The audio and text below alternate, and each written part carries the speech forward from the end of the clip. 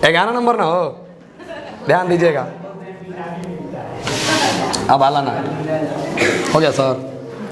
देखिएगा 11 number question दिया है, किसी समानांतर श्रेणी के पी क्यू तथा आर पदों के योगफल क्या दिया है, ए बी सी। मतलब पी पदों का योगफल दिया है ए, तब पी पदों के योगफल का फॉर्मूला क्या होगा, पी बाई टू नहीं इंटू में 2a plus P minus 1 into में डी। इक्वेशन इसको क्या मान लीजिए फर्स्ट। उसी तरह से बाबू बी बराबर क्या मानिएगा, क्यू बाई टी हो जाएगा ना। मतलब सर क्यू पदों का योगफल भी दिया है, तो यहाँ क्या लिखिएगा 2a plus Q minus 1 into में डी, इक्वेशन सेकेंड। अच्छा थर्ड में दिया है सी जो है वो आर पदों का योगफल है ना बाबू, आर बाई टू इंटू में 2a plus R minus 1 into में डी, इक्वेशन थर्ड। अब ध्यान समझिएगा, इतना तो हम कर लिए। हमको प्रूफ क्या करना है कि ए बाई पी, क्या प्रूफ करना है बाबू, ए बाई पी इंटू में क्यू माइनस आर, बोलिएगा थोड़ा, plus B by Q into में आर माइनस पी प्लस बोलिए सी बाई आर इंटू में Q minus P minus Q, इसको बराबर करना है 0। तो सर हम इसको कहीं ना कहीं काटम कुटम करके अगर 0 ला देंगे तो प्रूफ नहीं हो जाएगा। अब ध्यान समझिए, हमको a बाई पी चाहिए ना बाबू। आप ध्यान दीजिए यहाँ पर a है, अब p इधर है, अगर कहीं ना कहीं है इधर गुणा में है ना ला देते तो भाग में नहीं हो जाएगा। तो हम यहाँ से देखो ऐसा लिख सकते हैं, देखिएगा तो ध्यान से कि सर a बाई पी बराबर क्या लिख सकते हो 1/2 इंटू में ऐसा लिख सकते हो 2a plus p d minus D, ऐसा लिख सकते हो बाबू। अच्छा उसी तरह से देखिएगा, अगर आप निकालिएगा कि b बाई क्यू किसके बराबर होगा 1/2 इंटू में 2a plus Q D minus D हो जाएगा बाबू। उसी तरह बताइएगा c बाई आर किसके बराबर लिखिएगा 1/2 2a plus r d minus d. अब देख बाबू एक का वैल्यू उठा ए बाई पी का वैल्यू इतना है, ले आके यहाँ रख दो। ए बाई पी का वैल्यू बताओ बाबू कितना है 1/2 और sir 2a plus p d minus d into में Q minus r plus B by q. देखो ध्यान से b बाई क्यू का वैल्यू कितना है, देखिए 1/2 2a plus Q D minus D plus c by R का वैल्यू। अच्छा एक और छूट रहा है बाबू r माइनस पी अब प्लस बोलिएगा 1/2 2a आर डी इंटू में p माइनस। अच्छा देखिए तीनों चीज जोड़ में दिख रहा है आपको, तीनों में से क्या कॉमन आ रहा है 1/2 कॉमन ले सकते हैं भाई। देखिएगा 1/2 हम कॉमन ले लिए सर तीनों में, ठीक। अब देखो गुणा हमको इसको करना होगा कि नहीं करना होगा। तो देखो हम गुणा कर रहे हैं तो देखिएगा क्या होगा, कर दिया जाए 2a Q minus 2a are, फिर देखिएगा plus P Q D minus P R D हो गया बाबू। अब देखो यहाँ से करोगे minus Q D plus r D, एक का गुणा कर दिए सर। अच्छा अभी इसका भी तो बाकी है, इसका करिए। देखो सबको ले पहले आर से इसी में कर लो तो नहीं हो जाएगा, क्या हो जाएगा बताइएगा, लिख दिया जाए, नीचे लिख दिया जाएगा, इधर ही लिखा जाए, चलो नीचे लिखा जाएगा ताकि बेहतर होगा समझने में। अब ध्यान दीजिएगा यहाँ लिख रहे हैं मतलब सब जोड़ में है, तो बताइएगा क्या होगा 2ar, देखिए 2ar प्लस में क्यू आर डी, बोलिए देखो अरे यहाँ से कर रहे हैं एक ही बार q r d minus d r से सब में कर दिए, अब माइनस पी से करो, अब माइनस पी से करोगे तो minus 2ap minus P Q D plus p D, दो का हो गया सर। अच्छा सब में p से गुणा कर दीजिए पहले, तो क्या हो जाएगा 2ap plus P R d minus P D. अब देखो, अब सब में माइनस क्यू से करना है, अब minus 2AQ minus R Q D, minus minus plus D Q चाहे क्यू डी, हाँ क्यू डी। अब आप ध्यान से देखिए, कगो को काटा जाए, देखिए ध्यान से, प्लस माइनस कहीं ना कहीं कटे थे। देखो 2AQ प्लस का, देखो यहाँ 2AQ दोनों कट जाएगा बाबू। अच्छा देखो QRD, कहीं QRD दिख रहा है माइनस का, कहाँ पर देखो QRD और QRD। उसी तरह देखिएगा माइनस DR और प्लस DR, देखो ये DR और RD बतिया क्या है। अच्छा अब देखो बाबू, देखो माइनस, देखो पूरा कट जाएगा, आप एक बार ध्यान से देखो, सब कटेगा। देखो हाई माइनस 2AR दिख रहा है ना, देखो प्लस 2AR कहीं दिख रहा है, हाथ के नीचे यहाँ पर कट गया। अच्छा PQD माइनस PQD, उसी तरह देखिएगा PD से PD खत्म। अच्छा QD से QD खत्म, PRD से PRD खत्म, 2AP से 2AP माइनस, पूरा कट गया, पूरा कट के क्या आया होगा 0। इधर सर 1/2 इंटू में बराबर आंसर क्या होगा, क्लियर। अब सुनिए, मान लो कि ये तो होगा सर तरीका, लेकिन एग्जाम में आएगा, मान लो इतना बड़ा क्वेश्चन देगा ऐसे कि यदि किसी एपी का पीवा पद सर, यदि किसी एपी के पी पदों का योगफल ए है, क्यू पदों का योगफल बी है, सी पदों का योगफल आर है, तो पूछेगा एग्जाम में कि ये किसके बराबर होगा, 0 के। तो सर अभी ना 0 दिख रहा है, लेकिन एग्जाम हॉल में बैठे हैं, तो अगर मान लो यहाँ नहीं दिया होता तब आप सॉल्व करते, तब बताते 0 होता नहीं। लेकिन देखिए अब आप इसको सॉल्व, अब इसका शॉर्टकट कैसे आप दिमाग में रखेंगे। जब भी बाबू देखो आपको साइक्लिक ऑर्डर दिखेगा, क्या साइक्लिक ऑर्डर, साइक्लिक ऑर्डर का देखो मतलब क्या होता है, ऐसे देगा A minus B, B minus C और C माइनस ए, इसी को बाबू साइक्लिक ऑर्डर बोलते हैं। क्या बोलते हैं, साइक्लिक ऑर्डर। देखो अगर ध्यान से देखोगे, इस सबको जोड़ोगे ना एक बार, तो देखो किसके बराबर हो जाएगा।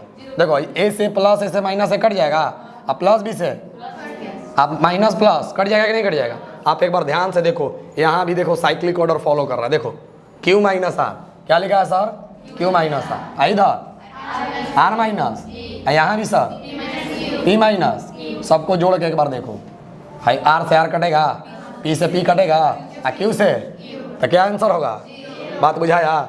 जब भी अगर इस तरह का क्वेश्चन होगा और साइक्लिक ऑर्डर फॉलो करेगा, मान लो यहाँ हम यहाँ ऐसा लिख दें A minus B, B minus C और C माइनस ए, फिर भी आंसर क्या जाएगा, बात बुझाया। अगर मान लो यहाँ ऐसा दे दे X minus Y, Y minus Z, Z minus X, फिर भी आंसर क्या जाएगा।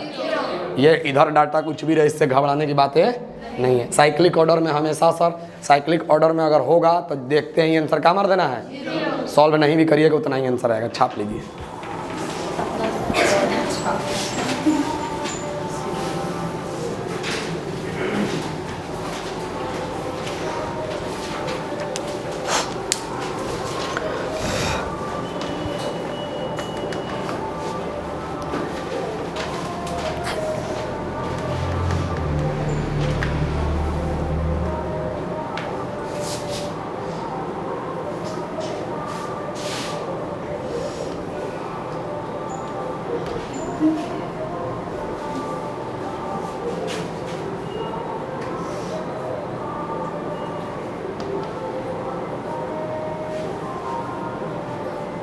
और उसका एग्जाम नहीं था आज।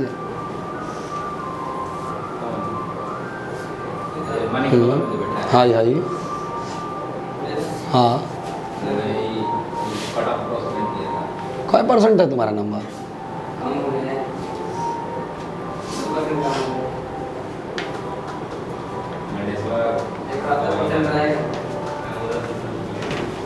तुम्हारा 78 था, हैं 68, कितना पे कट ऑफ गया था, 80। तो लोग 80 से कम है ना।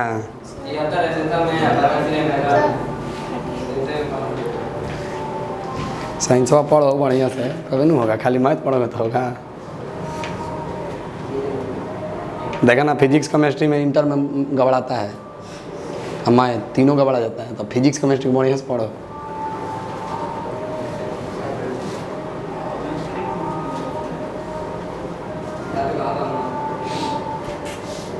सर काट दिया,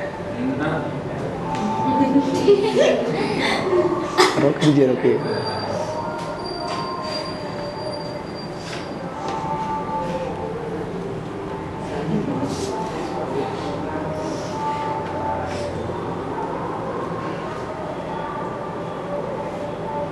सब लोग ऑनलाइन देख नहीं रहा है, हमको लग रहा है।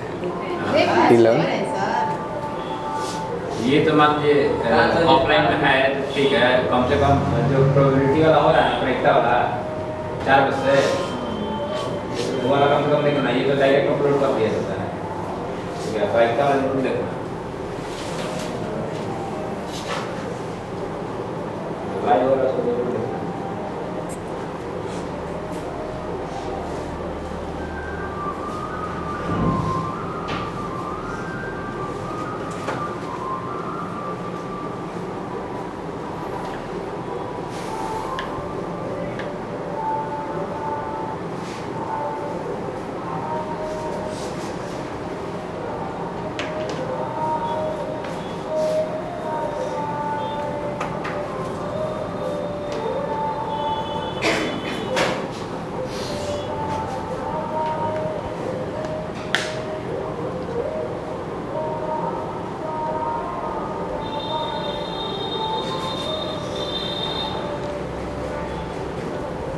हो गया, मिटा दिया जाए।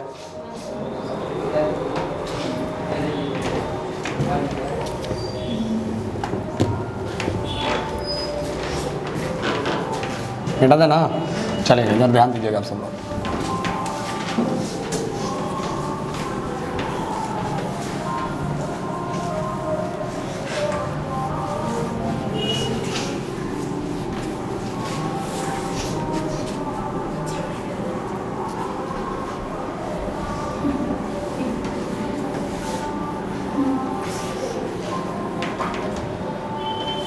चलिए अगला क्वेश्चन देखिएगा बाबू। लिखा है किसी समानांतर श्रेणी के m तथा n पदों के योगफल का अनुपात दिया है। किसका किसका? m तथा n का। m पदों के योगफल का अनुपात कितना दिया है बाबू? m²। और n पदों के योगफल का अनुपात क्या दिया है? m का दिया है, m और n के योगफल का अनुपात दिया है। मतलब m पदों का योगफल और n पदों के योगफल का अनुपात इतना दिया है, योगफल का दिया है। बात समझ रहे हो? आपसे पूछा किसका है? mवें तथा nवें पद। याद आ रहा है कंसेप्ट कि सर m पदों का योगफल और n पदों के योगफल का अनुपात ये दिया है, तब बोला है ना कि इसको प्रूफ करिए कि mवां पद और nवां पद, mवां पद और nवां पद का जो अनुपात होगा वो किसके बराबर होगा? 2m-1 और सर 2n-1। मतलब ये आपको प्रूफ करके देना है कि am और an किसके अनुपात में होता है? इसके अनुपात में।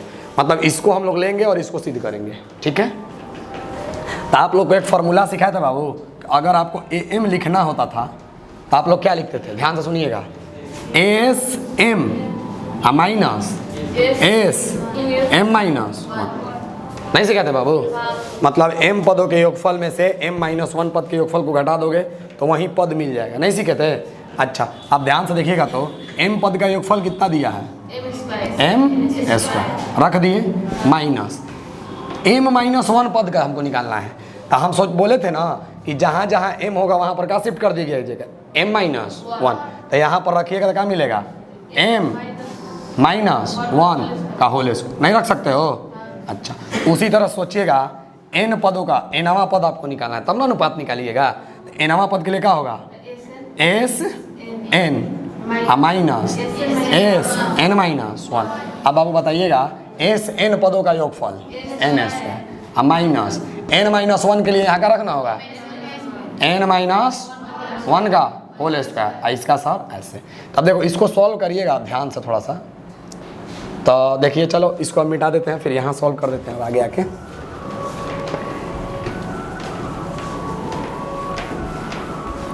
बड़ी दम लगाना पड़ रहा है मिटाने में।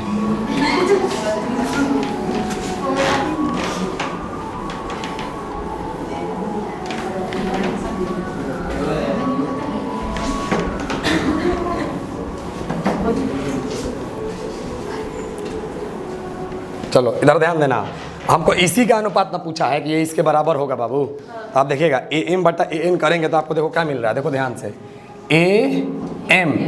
अब देखिएगा इसको सॉल्व किया तो क्या मिला है इधर एम स्क्वायर अब माइनस, देखिएगा ध्यान से इधर इसको होल स्क्वायर पे तोड़ दोगे तो क्या मिलेगा M square minus 2m plus 1 ऐसा मिलेगा। अच्छा दोनों का अनुपात चाहिए ए एन, तो ए एन का आप लोगे तो देखो यहाँ ध्यान से कि ए एन का लोगे तो क्या मिलेगा एन स्क्वायर माइनस, कोई दिक्कत। अच्छा अब ध्यान दीजिएगा ऊपर में एम स्क्वायर माइनस, देखो ये गुणा करो minus M square plus minus, और नीचे देखिए एन स्क्वायर प्लस कौन कौन कट गया 2m माइनस, और नीचे सर यही प्रूफ करना था कि नहीं प्रूफ करना था कि ए एम अपॉन में ए एन किसके बराबर होगा, हो गया कि नहीं हो गया, जल्दी से उतारिए।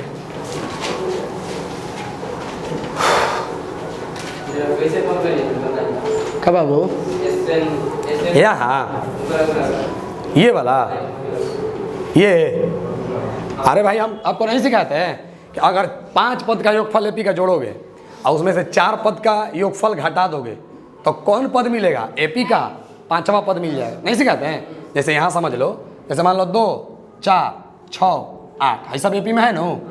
हम कह रहे हैं कि पहला पद है ये सर, दूसरा ये चौथा, हम कह रहे हैं कि 3 पद की योग पहले जोड़ दो तो क्या होगा 6 4 10 और 2 12। ये क्या था S3 माइनस, हम कह रहे हैं फिर 2 पद के जोड़ दो S2 कितना होगा 4 और 2 6। हम कह रहे हैं कि S3 माइनस S2 करो, S3 में से S2 माने 12 में से 6 जाएगा 6, और 6 कौन सा पद है A3, नहीं लिख सकते हो। यही हम आपको जनरल फार्मूला नहीं बताते कि S N minus S N minus 1 किसके बराबर होगा ए एन के, नहीं बताते हो। हम तो यहाँ आम रख के बताए थे, नहीं बताते एस आम माइनस एस आम माइनस 1 किसके बराबर होगा ए आम का, ये तो हम बताए थे आप लोग को।